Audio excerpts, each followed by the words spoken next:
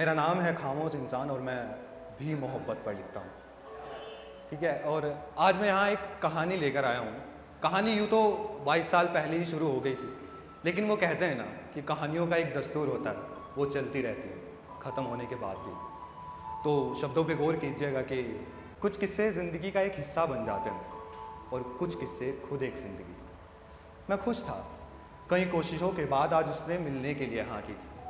हाँ, उससे पहले हमारी कई बारी मुलाकात हो चुकी थी। उसने अपने सब राज मुझे बता रखे थे, मैंने भी अपने दिल का एक हिस्सा छोड़कर बाकी सब किस्से उसे सुना रखे थे। उसी हिस्से के किस्से से उसकी मुलाकात कराने के लिए मैंने उसे कहा कि सुनो, मुझे आज तुमसे कुछ बात करनी है। और जवाब में उसने कहा कि हाँ, मुझे भी। सुनकर लगा कि जैसे वो भी इसी वक्त के इंतज़ार में थी। उस दिन शाम करीब 5 बजे हमारे मिलने का वक्त तय हुआ। हमेशा की तरह उसके लिए उसकी पसंद की बैग में मैंने रखी हुई एक कैडबरी नट वाली चॉकलेट और रखी माँ के हाथों की बनी वो मिठाई जो कल ही घर से आई थी। और इन सब बाकी चीज़ों के साथ साथ रखा अपनी पॉकेट मनी से लिया हुआ उसके लिए वो एक गिफ्ट और अपने हाथों से सजाया हुआ एक खत। और उस खत में लिखी कुछ चंद लाइनें और उन लाइनों में बसे मेरे हज़ारों जज्बात। वैसे तो आमतौर पर एक लड़का किसी लड़की का इंतज़ार करता है, मगर उस रोज़ इतिहास के पन्नों ने भी अपने दस्तावेज बदल रखे थे। वो मुझसे पहले वहाँ मेरा इंतज़ार कर रही थी। मैं वहाँ पहुँचा, उसे बैग से निकाल कर चॉकलेट और मिठाई देने ही वाला था कि तभी उसने बड़े प्यार से, बड़े हक के साथ अपना हाथ पहले ही आगे बढ़ा दिया, जैसे उसे सब कुछ पहले ही मालूम हो। वो क्या है ना कि हम दो इम्परफेक्ट पीस एक परफेक्ट तरीके से जुड़े हुए थे। मैंने उसे मिठाइयाँ और चॉकलेट दी और देते देते बड़े गौर से उसकी तरफ देखा। लेकिन पहले मैं आप लोगों को एक बात बताता हूँ कि वो बहुत काबिल थी। वो पढ़ाई में तो अच्छी थी ही, मगर उससे भी अलग वो इतनी काबिल थी कि उस दिन उसने अपनी उस झूठी मुस्कुराहट के पीछे छिपा रखे थे। उसकी आंखों में वो सूखे हुए आंसू मैं साफ देख सकता था। हम लोग बैठे, मैंने उसे कुछ नहीं कहा, बस उसका हालचाल लिया और बस इतना पूछा, तुम मुझसे कुछ बात करने वाली थी ना, पहले तुम बताओ। उसने कहा। मैंने लेडीज़ फर्स्ट का हवाला दिया और कहा कि नहीं, प्लीज़ पहले तुम बताओ। और फिर उसने मुझे सब कुछ बताया, सब कुछ। अपनी सारी बातें मेरे सामने किताब की तरह खोल कर रख दी। और उसकी बातें सुनकर न मेरे पैरों के नीचे ज़मीन रही और न मेरे होठों पर मुस्कुराहट। दिल इतनी तेज़ धड़क रहा था कि मानो मेरी ज़िंदगी की सारी धड़कन ये बस इसी एक वक्त में, इसी एक पल में पूरी कर देगा। वो जा रही थी, कभी ना लौटने के लिए। इस स्कूल, इस शहर से ही नहीं, बल्कि शायद मेरी ज़िंदगी से भी। उसके पापा का ट्रांसफ़र हो गया था और उसकी पूरी फैमिली शिफ्ट कर रही थी कहीं दूर किसी अनजान शहर में। और मैं इन सब बातों से बाहर निकलने की कोशिश करता भी, इतने में वो ये सब बातें बताकर वहाँ से चली गई। शायद इससे ज़्यादा अपने आंसू वो और नहीं छिपा सकती थी। उस दिन वो तो वहाँ से चली गई, मगर मैं और मेरी ज़िंदगी दोनों वहीं रुक गए। उस दिन के बाद हम फिर कभी नहीं मिले।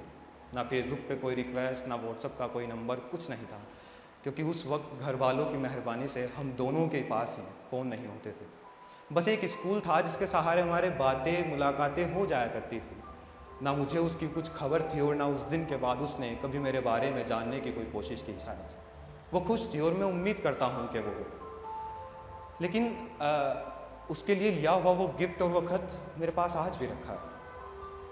हाँ, वो मुझे उसकी याद दिलाता है, मगर साथ में मुझे ये भी सिखाता है कि ज़िंदगी कभी भी हमारे हिसाब से नहीं चलती। कुछ कहानियाँ, कुछ किस्से ज़िंदगी में अधूरे रह जाते हैं और वही कहानियाँ, वही किस्से हमारे आने वाली ज़िंदगी के जीने के मायने तय करते हैं। हम क्या थे, क्या हैं, क्या नहीं, ज़िंदगी अगर चाहे तो सब कुछ बस एक पल में समेट कर रख सकती है। हम ज़िंदगी में चाहे कितने भी प्लान बना लेना, लेकिन हमारी ज़िंदगी का एक प्लान होता है जो 101% पूरा होता है। तो मैं बस आप लोगों को इतना ही कहूँगा कि अगर आपको किसी को कुछ बताना है, किसी को जताना है, या किसी से कुछ कहलवाना है, या किसी को अपना बनाना है, तो आज करो, अभी करो, क्योंकि क्या पता कल हो ना हो। और अब मुझे ये तो नहीं पता मैं उसके याद हूँ भी या नहीं, मैं नहीं जानता, लेकिन मैं उम्मीद करता हूँ कि मैं उसके याद हूँ और वो मुझे सुनती है। तो उसे बस मैं इतना ही कहना चाहूँगा कि सुनो, ये उसके लिए है। सुनो, जब से गई हो तुम, तब से मेरा जो वक्त है वो रुक सा गया है। मैं भटकता रहता हूँ दिन भर, फिर भी लगता है मेरी दुनिया रुकी हुई है कहीं। या यूं कह लो जाना कि मैं ही तुम्हारे साथ बिताए हुए उन लम्हों से बाहर नहीं निकल पाया हूँ। ये जो दुनिया है ये कहती है कि तुम चली गई हो कहीं मुझे हमेशा के लिए अकेला छोड़कर, लेकिन मैं जब भी अपने दिल के अंदर झांकता हूँ कभी तो तुम दिखाई देती हो मुझे। ये कैसी मोहब्बत है तुम्हारी, तुम नहीं होकर भी हो मुझ में, तुम मुझ में होकर भी नहीं हो मेरी। ये कैसी मोहब्बत है तुम्हारी, मुझे तुम्हारी ये मोहब्बत समझ नहीं आती।